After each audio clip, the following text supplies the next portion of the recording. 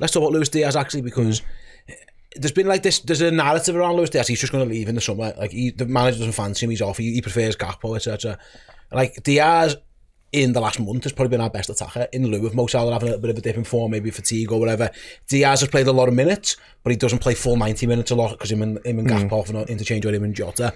And he's almost took the baton recently. Like Liverpool, everyone's been talking about bad form, and I get it, but like Liverpool have won like 5 of the last 6 Premier League games, and he's had a goal involvement in pretty much all of them, going back to the Newcastle game. He's had a goal or assist every single Premier League game since. It does feel like, 11 Premier League goals now, I think it is. He's got 5 assists as well. Like, they're good numbers for a secondary winger. If your main man's Mo Salah, if your other guy on the other side's getting those type of numbers, like, fair play to him, he's in really good form. And I do wonder if Liverpool are looking for reinforcements up front. Like, I'm not sure you just want to get rid of this lad. Like, I think there's other ones you'd get rid of before you got rid of him. No, and it's like the whole thing about trying to compete in more than just the league next season. Having Cody Gakpo perform brilliantly in the first half of the season and Luis Diaz come into his own the second half of the season is perfect in that sense. I think it's also interesting over the past few years, Diaz has definitely got better as seasons have gone on. I think if you look back last season, when we were stuttering, I think it was Goodison away, Diaz was our best player. Yeah, if anyone turned on. Like there's been a few occasions where in the last couple of years, Diaz has definitely been the one when we haven't played well to step up. And there is a little bit of an essence of, well, he's getting on the ball and doing stuff. Is it actually creating anything? Is he just looking busy? But as we saw yesterday, when he's played on the left this season, he's actually been very good. And I think his season's only kind of been not castigated, but played down a little bit because he's not been as good when he's played up front. But he's not a centre forward, is he? So it's hard to you can't really judge him on that. His best position is on the left, clearly, isn't it? And that's, if you play him on the left, he causes trouble. He's probably our only player who attacks the byline at any time in the match, and he does it really successfully as well. And defenders, can't take their eyes off him because he really is dangerous.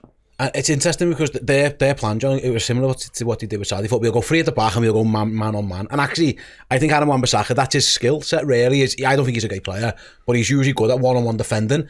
And again, we talked earlier about like Mo Salah and how good he was. But Luis Diaz was equally as effective down that left-hand side. He was getting in a lot. Well, I think Wan-Bissaka actually did a better job on Mo Salah in the second half than he did on Diaz in the first. I think Diaz had the measure of him. Yeah. What stood out for me as well was Diaz's work rate. At a time when we are saying players are tiring, the amount of times he would just track back and nick the ball off Wan-Bissaka or whoever was playing on their right-hand side. And then often that's what actually set us on the break, because as good as we were, when West Ham did get their 11 men behind the ball, it wasn't like we were playing free-flowing football through them. We scored our goal off a turnover in midfield. Did it possibly coming from Diaz and then it went to Canate? If it wasn't for the goal, it definitely happened a few times where Diaz was the one nipping in and winning the ball back. He's been in good form in the league actually, John. He helps us win that game against Wolves. He wins the penalty. He goes back to the left, doesn't he? Wins the penalty, scores the goal. He doesn't really feature against Aston Villa until very late on. Then against City away, it was a bit different because Liverpool he was playing left back at one point and he was brilliant in a defensive role more than anything else. And then he goes assist against Newcastle, assist against Southampton, assist against Everton, goal against Fulham, goal against West Ham. Sam's right, like he is, and Cody Gakpo for the first half of the season was first choice, and Luis Diaz is ending it by far first choice. There was a point when we said on here, Gakpo's made that place his own, he's been so good, but you wouldn't say that now, and that's football, isn't it? People get injured, they lose form, and that's why you need backups. You need more than one person for a position. I mean, Mo Salah's a different kettle of fish, isn't he? How do you replace him? But on the left, I mean, and Slots pointed out, together Gakpo and Diaz have done quite well, in terms of goals and assists from the left wing, between them, so that position has done us really proud all season. Yeah. Going back to whether you'd get rid of Diaz, I wouldn't. I mean, if you're going to have some kind of major rebuild, then you put your 6 forwards down on paper and you say, which ones are we keeping? and you keep as many as you can because you don't want too many new players. And Diaz for me would be a cert to keep. I think you keep Salah, Diaz, Gakpo, and then your conversation staff there really. And like you say, you do the rest of the rotation thing's key. And it isn't just though, Sam, you mentioned before, it isn't just the goals and assists. That you have to get them. You play left wing for Liverpool, you've got to get them. And if you look at a lot of his goals he scored this season when he's played on the left, it is often cutting in Sadio Mane-esque and getting tapped into the back post around the corners, that kind of stuff. But you are right, he's the one player I think who doesn't look tired.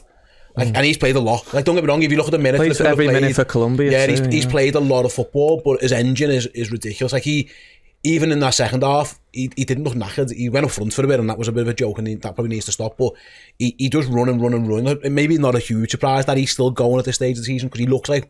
everyone praises Mo Salah for his fitness and his Instagram stories in the gym every day. Luis Diaz clearly puts the graft in because he runs and runs like a Duracell bunny. Yeah, and even you look like on the left wing yesterday, Anfield was a little bit quiet at times, but Diaz is someone that gets you off your feet. And I think with Slot, and we'll talk about the second half in a minute, but it is sometimes a bit quiet with Slot's football because it's not like Klopp where it was constantly like looking direct and looking for an opportunity getting on goal.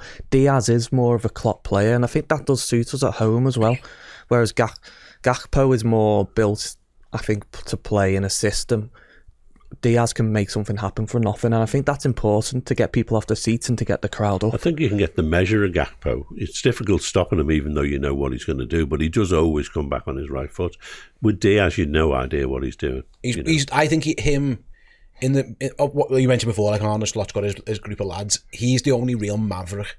Salah to an extent, but Salah's it's a bit different. Salah's a bit more formulaic and brilliant, like he's just a machine, but Diaz is very unpredictable. Salah's the same, really. Most often Salah's going to try and cut in on the left. I think Slot has come and seen Mo Salah and thought, bloody hell, what have we got here?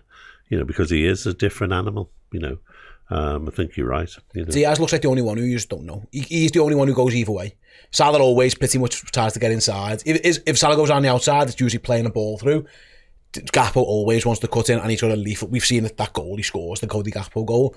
But I felt like Aaron Wan-Bissaka didn't know what to do because he got done on the inside twice, and he tried to show him inside, so Diaz just took him around the outside. He's ending the season in really good form because, his future, I think there's a contract situation with him, John. I think a couple of years left now, and they need to decide what to do. I think there have been lots of rumours that his father wanted to go and live in Spain, didn't he? Loads of Saudi Arabia talk. And he's not young, is he? That's the thing about him. When we bought him, he was probably the oldest player we'd bought. He was about 27 or something when we bought him. Old, he's 28 now, yeah. Yeah, so, he's at a great age for me. You get the best 2 years out of him if you keep him now. Yeah, because that's the thing, isn't it? It's this contract situation. What do you give a 28-year-old lad? But I think he has to stay. I know there was talk of Anthony Gordon last summer, and he's a good player. Don't get me wrong, Sam, he really is. But if you signed Anthony Gordon and he'd come in and got like 15 goals in all comps, and I think it's 15 goals in all comps and 5 assists, you'd have been made up with a new signing. I think Gordon feels a bit more like a Gakpo kind of, not replacement because Gakpo's not going anywhere, but I think he feels more like Gordon. But can I just ask as well what you thought of Kudus? Because you mentioned before, could we do with someone the next couple of years to bed in?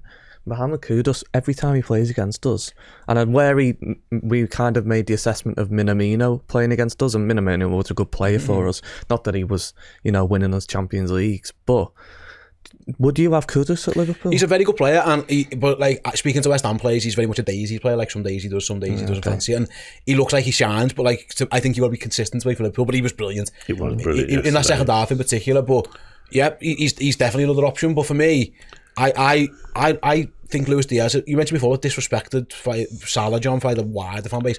I feel like sometimes we as a Liverpool supporters don't really appreciate Luis Diaz that much because he is a top player. Yeah, absolutely. Like I say, we're going to win the league, and he's a different player. We don't have anyone else who plays the game like he does. He's like I say before, Liverpool have won 5 of the last 6 Premier League games, and he's got goals or assists in 5 of them. He's carried us over because there have been tight games in it. The one goal against Everton comes right again. He helps Jota out with that one. The Southampton game, which for 45 minutes was a shit show, he helped sort that one out. Wolves was not an easy game.